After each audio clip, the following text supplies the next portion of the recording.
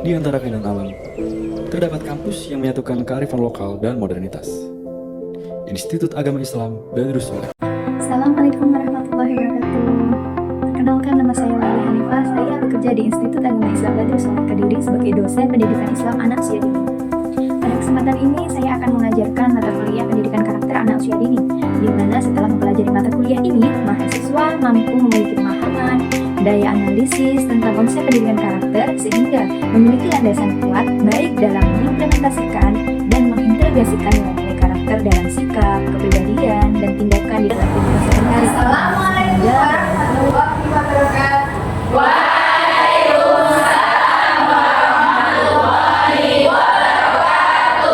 Selamat siang semuanya.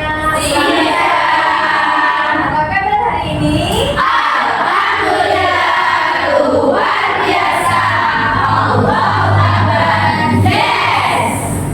Terima kasih dan selamat mengikuti mata kuliah siang ini. Kali ini mata kuliah yang akan kita ampu adalah pendidikan karakter anak usia dini. Ada yang bisa menjelaskan apa sih pendidikan karakter anak usia dini? Putri? Pendidikan karakter pendidikan untuk mengetahui bagaimana sih kita lakukan tapi yang lain kita ada pendapat? Bapak? Saya pendidikan karakter pendidikan yang diarahkan untuk mengetahui terutama tingkat laku untuk mendidik anak-anak yang positif dan kita juga kalau yang jadi anak yang positif bagaimana dia pun tahu mana yang baik. Terima kasih.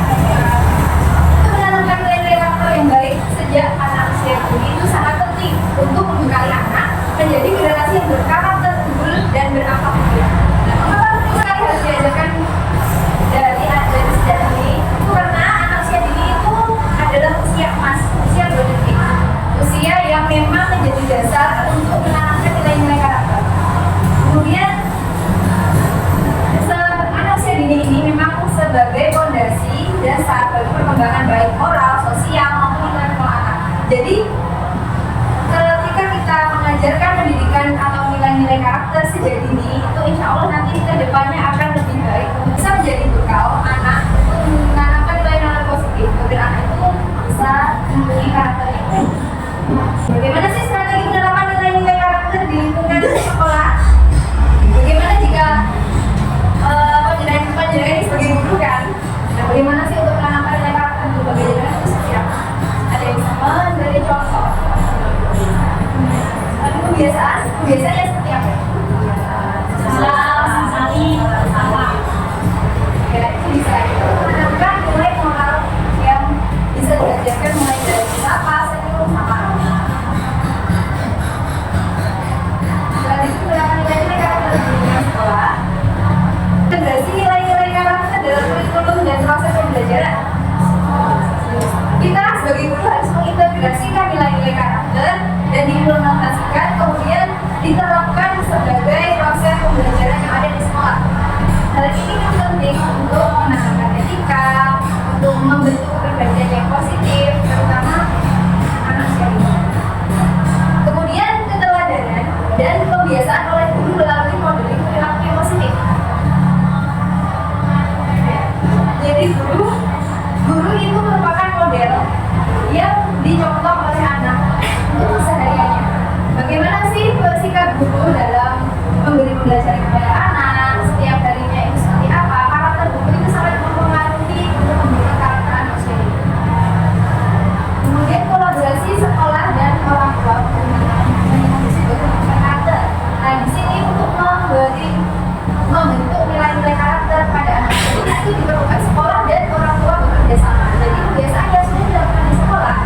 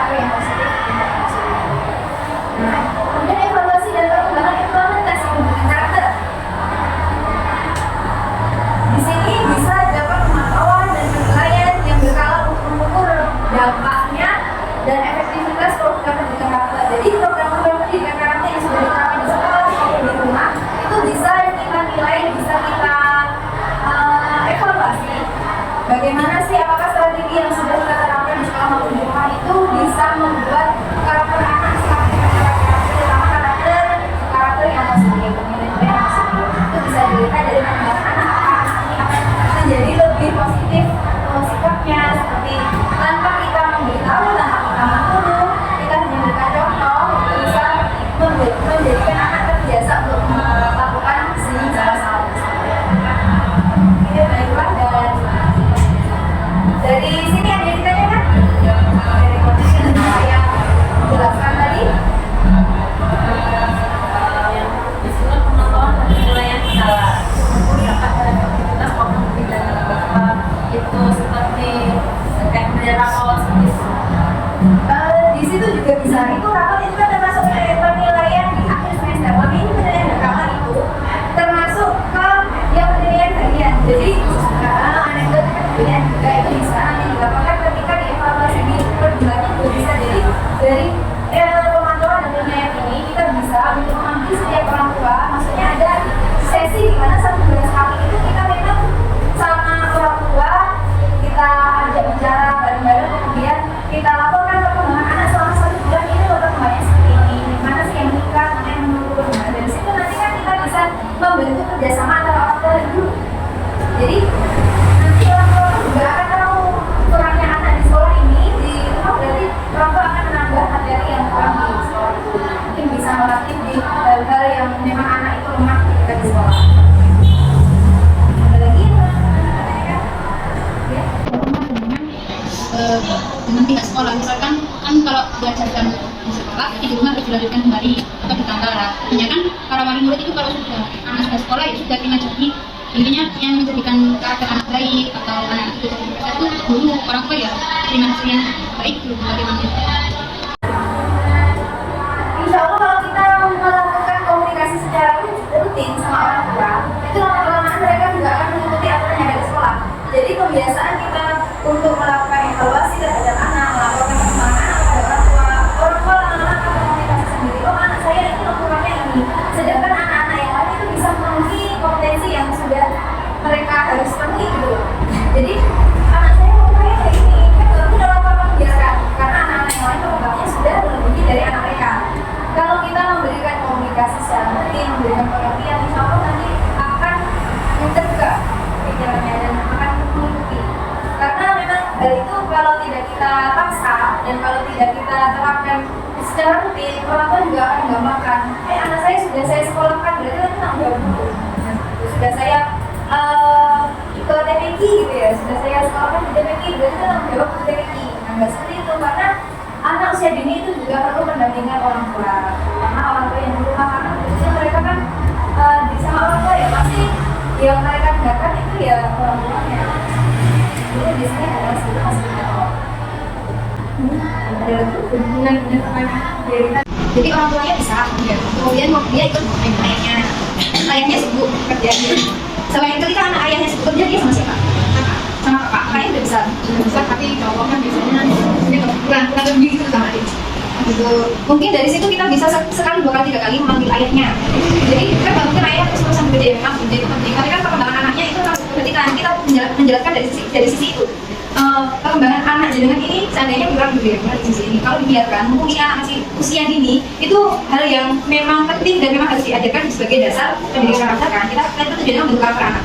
Kalau tidak diperhatikan sejak ini, nanti bisanya seperti apa? Takutnya malah tidak bisa. Mereka kan semakin besar, semakin mempunyai pikiran sendiri. Kalau tidak diarahkan dari usia dini, besarnya tambah tidak bisa diarahkan lagi. Nah, itu kita kasih pengertian ke ayahnya. Mungkin ayahnya juga susah ya, karena memang sudah bekerja dan sibuk, sehingga anaknya tidak diperhatikan. Kalau memang sudah dipanggil, dikasih pengertian, mungkin ayahnya akan membriefing ke kakaknya. Karena ketika ayah nggak ada, kan adanya kakaknya. Kalau kakaknya dikasih pengertian juga sama ayahnya, dan diberikan tanggung jawab pada adiknya. Insya Allah nanti bisa lah jalan sama jalan baru. Itu prosesnya lama.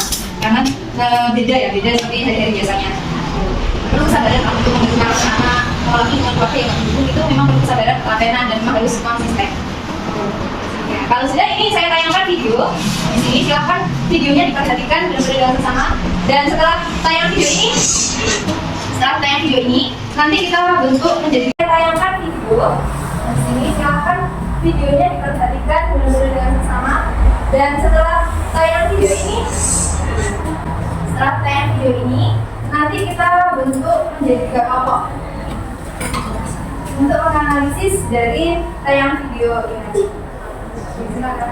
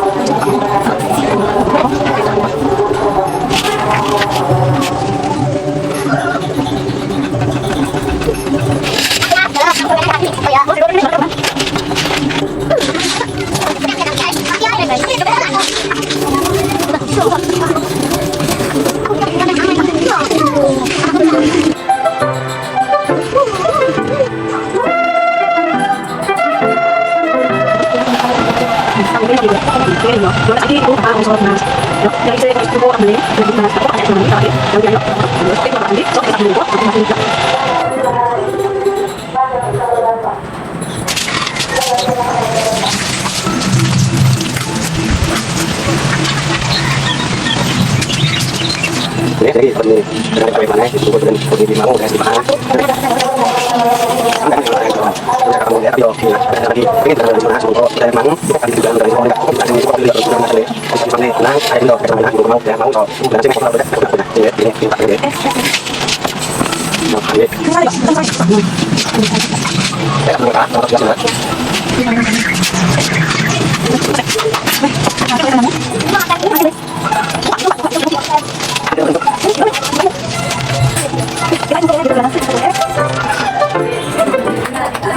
sederhananya kita bentuk 3 kelompok dulu.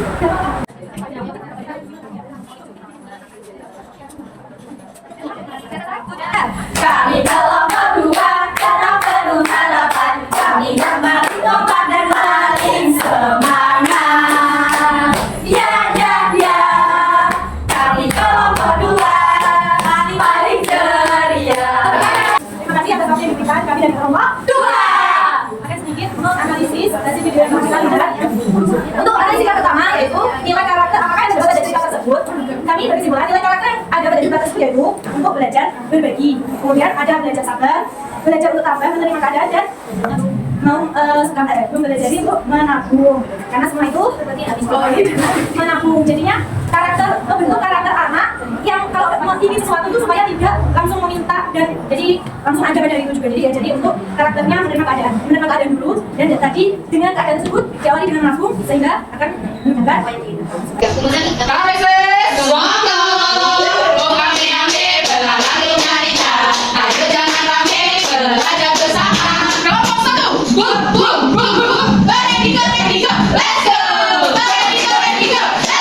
Peran seorang guru dan orang tuanya juga sangat penting dan harus berkolaborasi juga. Yang pertama tadi Zero ditanamkan orang tuanya tidak boleh meminjamkan, tapi si guru juga lebih menanamkan lagi berbagi itu baik, berbagi itu tidak tidak mengurangi kepunyaan kita seperti itu. Jadi si Zero bisa memberitahu kepada orang tuanya bahwa kata bu guru nggak apa-apa, nanti warna itu bermainnya pelan-pelan jadi tidak bisa. Kesimpulannya di sini kita mengambil kesimpulan bahwa peran orang tua dan guru itu sangat penting. Tadi kita Dari perannya benar, peran guru dan orang tua yang seide dan baik itu sangat memanfaatkan karakter anak. Jadi ketika benar dengan keadaan yang sederhana bisa manut sama orang tuanya, dengan sabar dan mau menabung bisa mencapai yang diinginkan yaitu ilmu pengetahuan. Sedangkan pada peran Zero, peran guru lebih diikuti oleh anak dibandingkan orang tuanya. Jadi ketika Zero yang tadinya nggak mau meminjami mobil mereka, setelah ditunjuk guru jadi mau berbagi bermain. Terus selanjutnya pendidikan karakter menabung sejak usia dini yang disampaikan guru didukung orang tua bisa membuahkan hasil yaitu bisa memberikan. tugas kita dari guru adalah untuk menanamkan karakter yang kuat, menanamkan karakter yang positif, anak yang jadi bekal nanti kita jadi bekal. Ya, terima kasih untuk semuanya, kalian juga hebat semuanya. Terima kasih kreatif dan semoga amal dan ilmu yang kita punya bisa kita terapkan ke depannya.